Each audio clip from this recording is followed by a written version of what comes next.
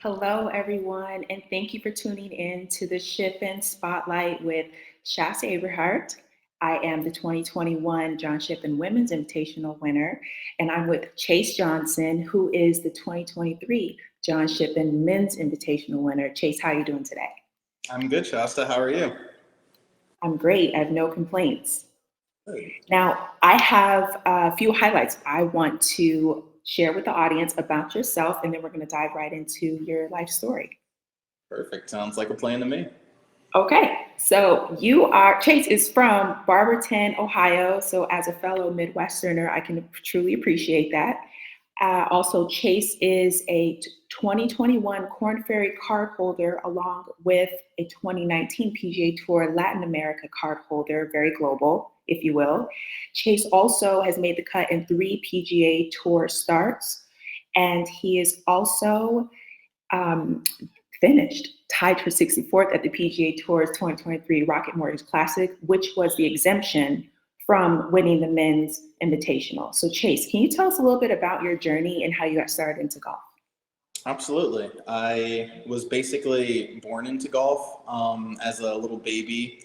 You're not able to walk, so you go zooming around the floor on the little stroller-like thing, and I would always find my way over to my dad's golf bag and try and pull his clubs out of his bag. And after almost being crushed 20 to 30 times, we finally, when I was able to walk, my dad got me a little plastic set and fell in love with it from there. Was smacking the ball. I could swing a club before I could talk. My first words were dad ball as I chase after the ball in the yard.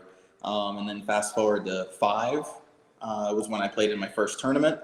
It was a U.S. Kids event down in Columbus, Ohio, and I won the tournament. I think I shot 3 under. I eagled my last hole for my first eagle ball. It was a Top Flight XL 2000. Still have the ball framed in a little trophy for first eagle. And then grew up, played every other sport, which I think is really important for kids to do to help develop their bodies and minds for whatever they choose to go into. And so played everything, loved golf, went to Walsh Jesuit High School in Cuyahoga Falls, committed my sophomore year to Kent State, and was Mid-American Conference Player of the Year in 2016 and an honorable mention All-American in 2018, and then graduated and moved down to Florida and currently live in West Palm Beach and played Latin in 19, Korn Ferry 2020 and 2021, and working our way back now. Amazing. Now, when you were at Kent State, how were you able to play all year round? Because we obviously know we have harsh winters up in the Midwest. Yeah, so it was actually kind of nice. My second favorite thing to do is snowboard.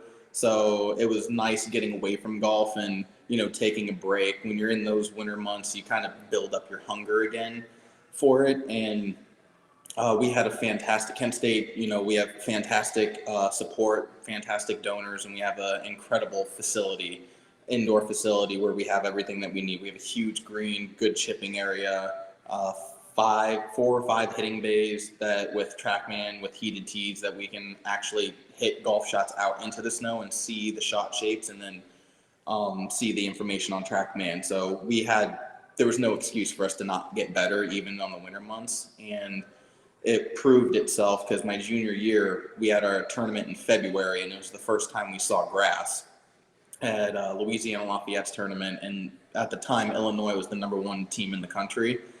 And we had went down and won the tournament by 20 shots. And it earned Herbie his first win in February, which was really cool. So we were still competitive even being in the northern school. Wow, without even hitting a ball off of actual grass. Yeah, we had gone down for like early this January to for a weekend in the grass, and then came down for the tournament, and we adjusted really quick. Wow, that is incredible. Now, your journey in golf, just for reading your bio, you are very close with your family. How important is it for your family to be supporting you up until this point as playing a professional? It means everything. Growing up, my dad taught me, so obviously we spent hours together training, and he coached me in every sport that I played. So he was always there in that aspect, and my mom, huge support, all helped me get to the next level, whatever it was. She was always tough on me. And she usually my tournaments during the day was my dad was at work, so she would take me to the events and was just as into it as I was playing. If I did something good, she had a surprise scream that came out without her um, even meaning to. And then now my fiance Katie, and then her parents, and my dog is a huge fan. So my support system just is never ending at this point. It helps you get through tough times. Obviously, went through a little bit of a dip when I lost my card, and had the support from all of them, and working our way back and feel better than ever. So having a dip, obviously, as a golfer, you obviously have our ups and downs. How did you pull yourself out of it? Because you won the SHIPPEN last year, so somehow, you Right, some way, you pulled yourself out of it. Take us right. through that. I mean, I've always kind of growing up, even through college and through Latin, my 2 years on Corn Ferry, I felt very raw. I didn't feel like I really knew my game. I just knew how to score. I knew how to get the ball in the hole, and I could rattle off 63s and stuff. But it felt like I'd shoot 63 and then shoot like 75 the next day, and the belief was there that if I can score and compete on Corn Ferry, and I have a solo second out there in my second event ever.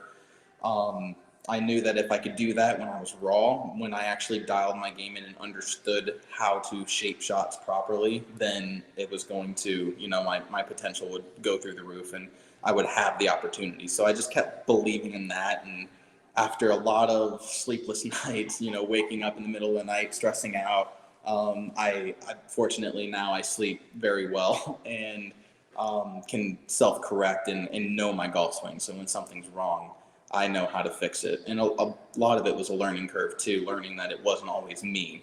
I had some my clubs weren't built correctly, and now I'm very particular on how my clubs are designed, built, lie, all that stuff, shaft, testing, very meticulous about it now. And that's been a huge step as well. That's very understandable, as obviously Cobra is so good to us and Yeah, making sure that we our, have everything that we need. our team is incredible. They work endlessly. They're the best in the business for sure. Yeah, they really are. So with you winning the ship, and how did that feel from an emotional standpoint with all the work that you have been doing leading up to the shipping from last year? There was a lot of excitement, obviously. It was my first professional win, my first win since really 2016 at the Northern Amateur. And it was a lot of relief as well. Like I felt like the monkey was off my shoulders, and it validated that all the work I put in 2022 and leading up to the shipping was worth it. And I felt just coming down the stretch, because of the weather, we only had 9 holes the last round, because we played an extra 9 the first day. So we did 27 the first day. I was tied for the lead. So at that point in 9 holes, it's shootout. You got to go out there and take advantage, make birdies. And I, I just missed a short birdie on one. On two, I made a 15-footer for par. And then after that, it was off to the races. I birdied 3, 4, 6, and or 3, 4, 5, and 7. So at that point, I had a lead coming in, and executed everything well enough to finish it off. Amazing. So with that experience, obviously from 2022, you were leading in 2022. Is Hmm. that correct? And so Yep, you learned from that previous year and how to be able to close the deal last year. for sure. Yeah, I was leading the round, and then I think I shot 70, like 7 or something. Didn't play well. Didn't execute anything. And after I stopped playing the Corn Ferry and routinely out there, nerves do kick in, and competition play is important. Like getting your reps in, no matter what level it's at. And I had noticed that the nerves were a big factor, and now I'm with the confidence that I have in the game, and then playing routinely, I feel comfortable out there again. That's good to hear. So with the John Shippen, we obviously love that we have an opportunity to play in the tournament. John Shippen is all about access, equity, and opportunity. Can you talk briefly about the three pillars and how they are important to you and your career? It's, the Shippen presents an incredible opportunity, and that's the beautiful thing about this sport is it's open to everyone. And it's unfortunate that golf is just, it's not played on a level playing field. There are advantages that, depending on your background, your financial situation, there's things where you're put in better positions to succeed, and then other times you have to work three times as hard just to kind of keep up with par.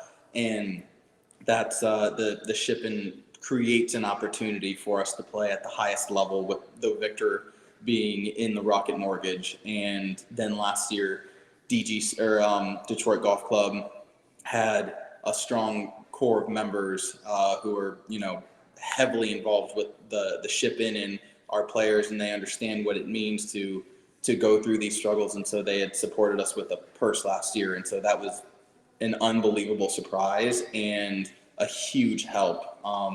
Stress, just stress off the back. You help. It gives you an opportunity to get to a few events here and there that you might not otherwise be able to, and you never know what opportunity that can create. And fortunately, last year I was able to take advantage of most of my opportunities. That's good. Yeah, that was really beautiful. And I saw that first place check last year. I was a little jealous though. um, so you're fresh off of making the cut at the Genesis Invitational recently. How was the event and how are you preparing for your next PGA Tour start, the Cognizant Classic in Palm Beaches? It was an incredible experience, again, someone had asked me about it, and I received the Charlie Sifford Award to get into the event. And between him and John Shippen, they're two of the greatest trailblazers, black golfers in the history of the sport. They opened so many doors and paved the way for Tiger to then, follow their footsteps and take golf to a whole another level. And so playing in that event, having been the the most recent John Shippen champion, the Charlie Sifford Award winner, and then Tiger, I had a trifecta of the greatest black golfers in history behind me. And going into that week, I played well. I obviously, with it being a signature event, it's the best players in the world.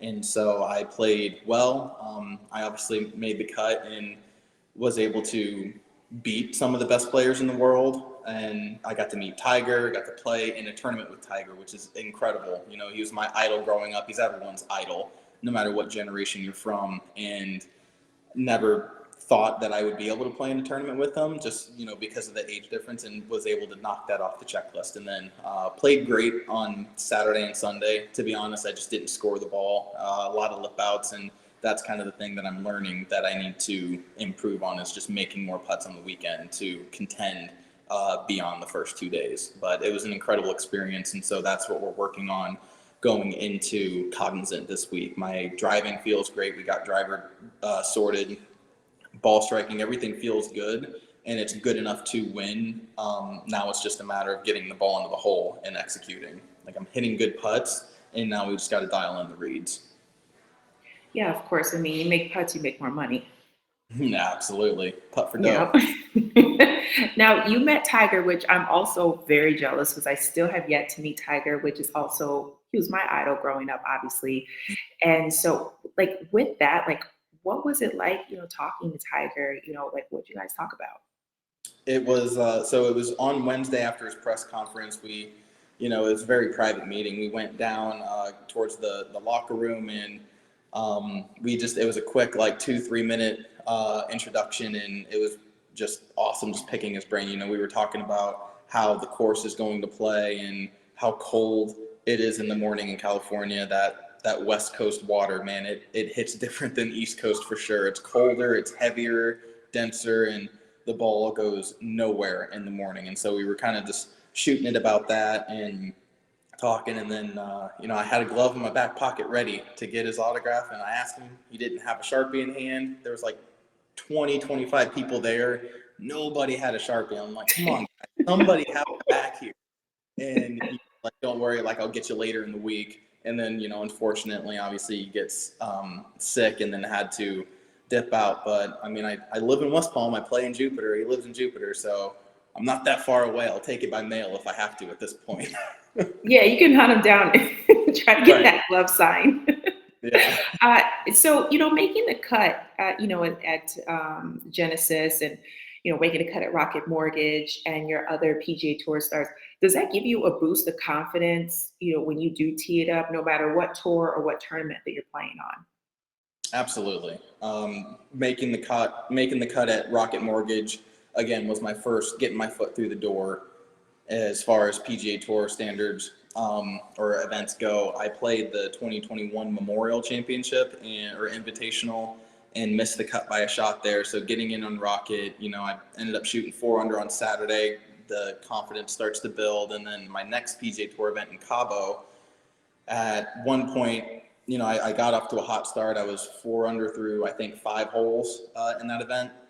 At one point through Friday, I think I was top 10 or so. And so the confidence was building again. Just on the weekend, I played great, just stalled out on putting. And those guys are too good. You can't shoot 1 under on the weekends out there and expect to move up. So it's given me confidence. And, making the cut is obviously step one to winning. But now my goals are changing. I've never wanted to just make the cuts, and now I want to, focus on putting myself in contention from the start, so I don't have to spot the best players in the world strokes and try and play comeback against them, because it's just not going to work at this point unless you do something crazy. So the confidence is definitely building, and my expectations are building with it.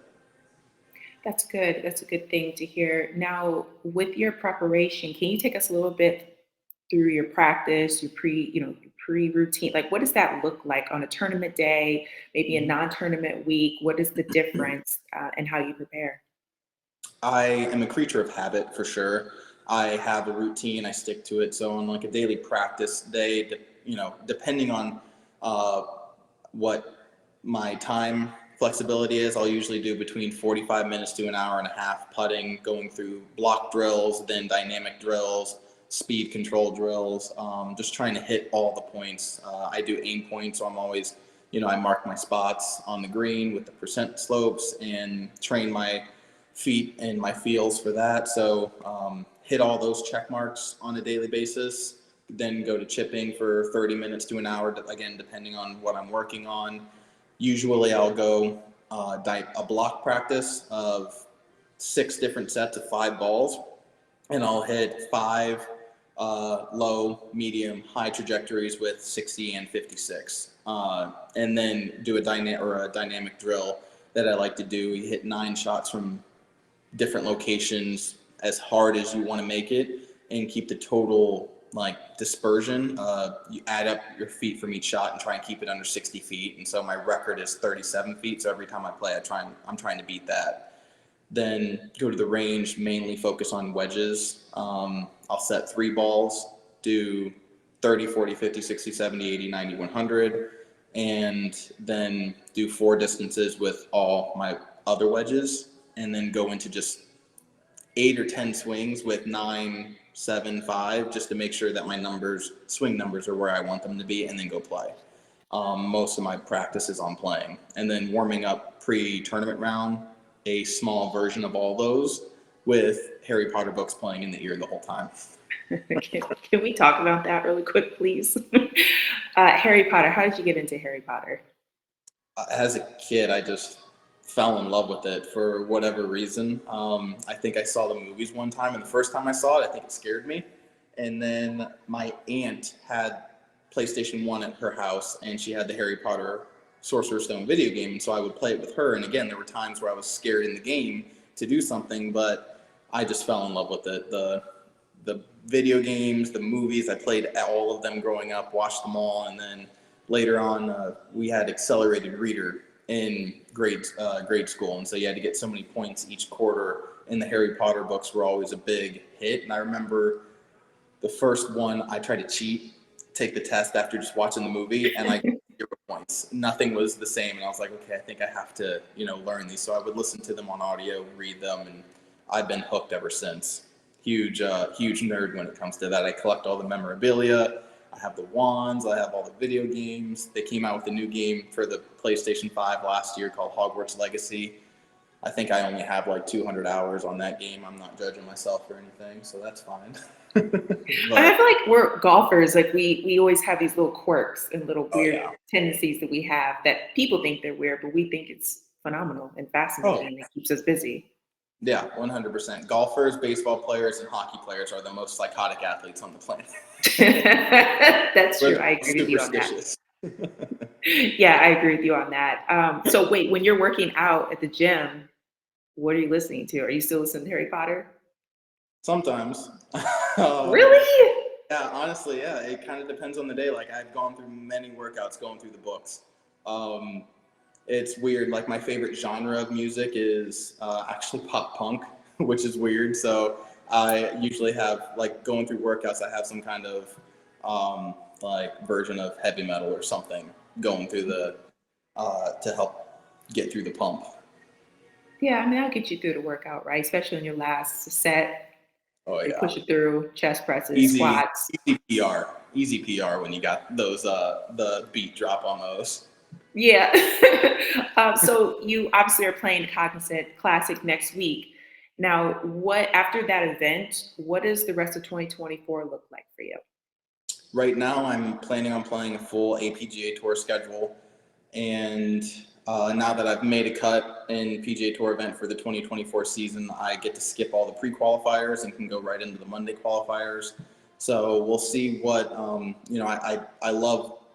I'm very honored when I get selected as a sponsor exemption, and I love participating in the sponsor events for the week. I love meeting new people, and I'm good now at planning those events around my practice schedule, or vice versa. And so I am always very honored to be able to participate in those. So we'll see what other sponsor exemptions we'll be able to possibly get for the year. Hopefully as many opportunities as I can get to earn points and earn PGA Tour status for this season would be awesome, but I will put a focus on APGA and Monday qualifiers for PGA Tour this year. Amazing, amazing. Now, do you plan on playing in the John Shippen Men's Invitational this year? Absolutely. The John Shippen is a staple in my schedule. My first year playing in it was 2022, and I mean that is an absolute, without a doubt, first class event. There's not many events, not even at the PGA Tour level. It's comparable from a player standpoint to a significant event with the Genesis. We're treated like kings and queens when we're playing in the events. Like hosted, set up in beautiful hotel on a great golf course, and the reward is second to none. An opportunity to prove yourself. And so yes, the John Shippen is 100% a staple on my schedule this year. Beautiful. Now, do you prepare pretty much the same for every tournament, no matter what tour, no matter what it is? That's the routine that you took us through earlier. Same thing, doesn't change no matter what. Yep. Again, the goal is to win every event, no matter what level you're playing at, whether it's APGA Tour, John Shippen, Corn Ferry Tour event, PGA Tour event. Your goal is to win, and you are playing in competition against good players. So every time you step into competition and you execute a shot, that builds confidence. And so every level, I view the same. My goal is to go out there and win, and I stick to my routine that I know works. Amazing. Now, let's talk about off the golf course. What do you do for fun? I mean, what excites Chase? So my fiance Katie and I just got a English cream golden retriever this year. His name is Deefer Dog, and he is like our love. I have a golden retriever with my parents back home in Ohio, and Deefer's here with us, and so focusing on trying to train him up and make sure that he's good. Again, Harry Potter obsessions. She got me really into reading. I never really read anything. I was always very good at skimming, and she got reading. And so we have over 300 books in our apartment now, and essentially like a whole library. So if you ever need to borrow a book, just library Chase and Katie, we got. Wow. That's amazing. Have you posted that on social of like, just dedicating a post to the fact that you guys have 300 books collectively? I have not, but that's a good idea actually. I need to do that for sure because it's kind of it's a beautiful mess. It's we actually use them as decorations at this point. We have like multiple stacks of 6, 7, 8 books that are just everywhere in the house. It's just it's absurd at this point. We're Tetris kings and queens at this point. Do you read the begin like, do you read it once and then you put it on the shelf, or are you a person that like, hey, maybe I need to read through it again because I may have missed information the first time around? Well, considering that I go through the Harry Potter books probably about 6 or 7 times minimum a year, if it's a good book, I'll reread it. At this point, we have so many unread books that when I'm going through it, I'll usually focus on the next one. But yes, it is. We've gone back, we've reread books, and it's Gatsby is my favorite one to reread. The Great Gatsby, I can reread that one all day. I remember that one. Yep. I remember that from school. Well, school we were forced to read it, but it was still a good book.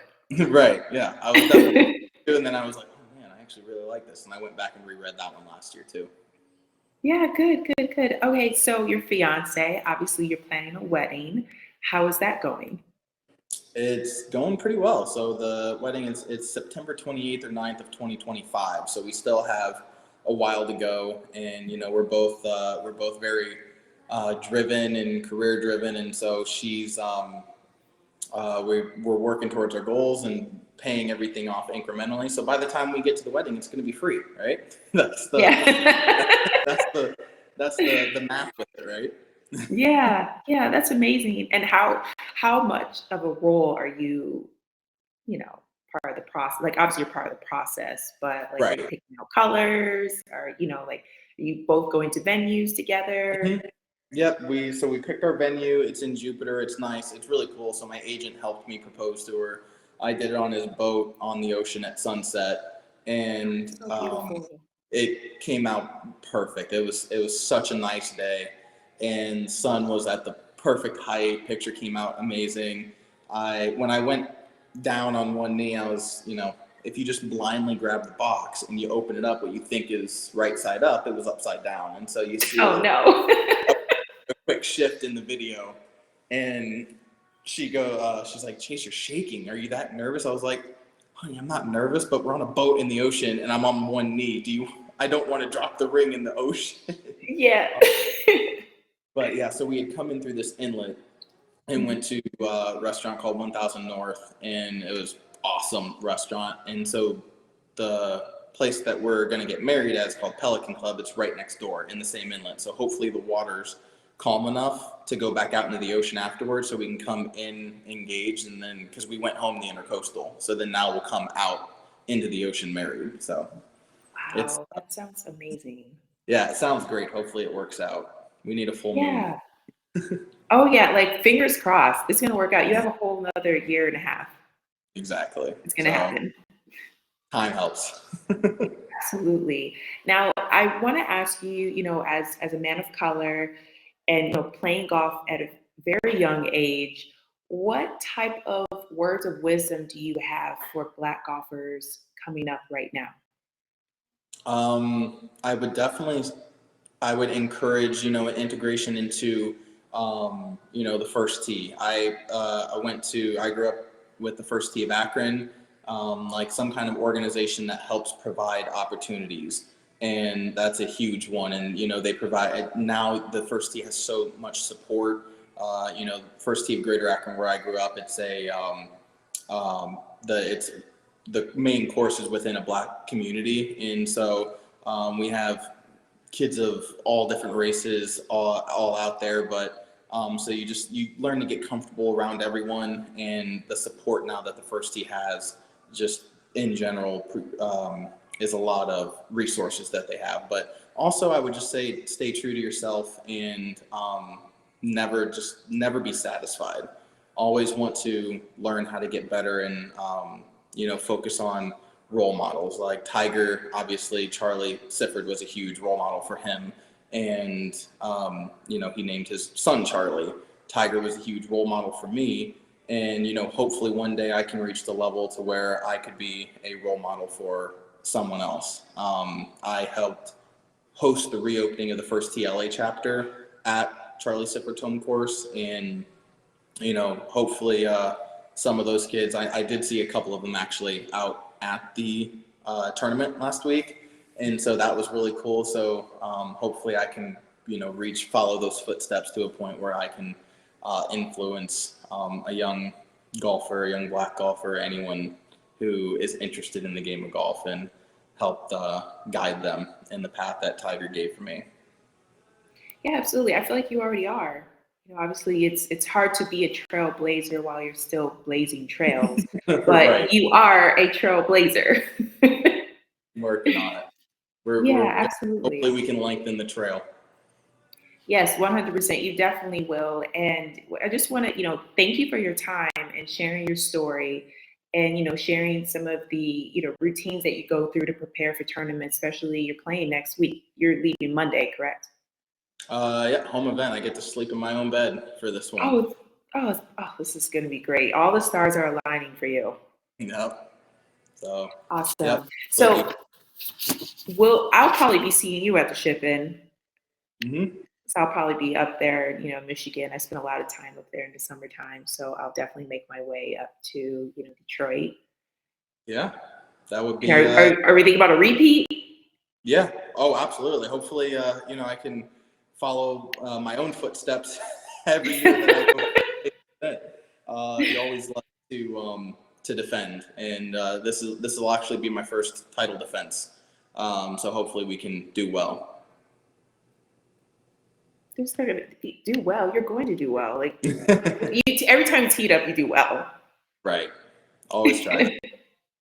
Well, Chase, again, thank you for your time, and thank you to everybody that tuned in and watched. And be sure to follow Chase Johnson this coming week at the Cognizant Classic. Good luck to you, Chase. Thanks, Shasta. Appreciate it. Thank you guys for having me, and thank you, John Shippen Invitational.